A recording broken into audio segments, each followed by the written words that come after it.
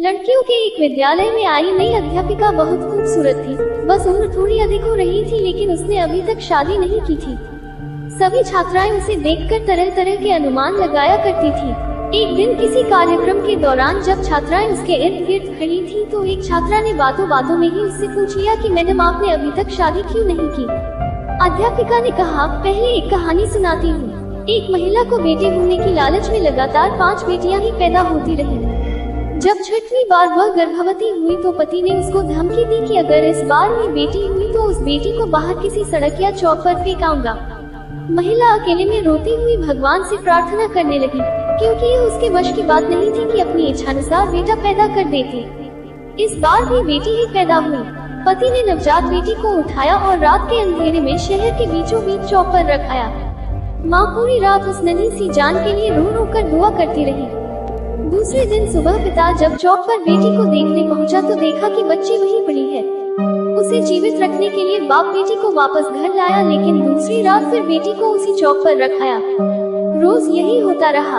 हर बार पिता उस नवजात बेटी को बाहर रख आता और जब कोई उसे लेकर नहीं जाता तो मजबूरन वापस उठा लाता। यहाँ तक कि उसका पिता एक दिन थक गया और भगवान की इच्छा समझकर शांत हो गया।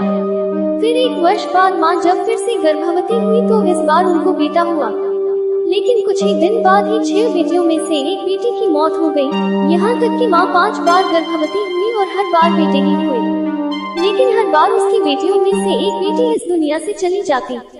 उद्धरण चिन्ह। अध्यापिका की आंखों से आंसू गिरने लगे थे। उसने आंसू पोंछकर आगे कहना शुरू किया, अब सिर्फ एक ही बेटी जिंदा बची थी और वह वही बेटी थी जिससे बाप जान छुड़ाना चाह रहा था। एक दिन अचानक माँ भी इस दुनिया से चली गई। इधर 5 बेटे और एक बेटी सब धीरे धीरे बड़े हो गए। उद्धरण चिन्ह। अध्यापक ने फिर कहा, पता है वह बेटी जो जिंदा बची रही मैं ही हूँ। मैंने अभी तक शादी इसलिए नहीं की कि मेरे पिता अब इतने बूढ़े हो गए हैं कि अपने हाथ से खाना भी नहीं खा सकते और अब घर में और कोई नहीं है जो उनकी सेवा कर सके।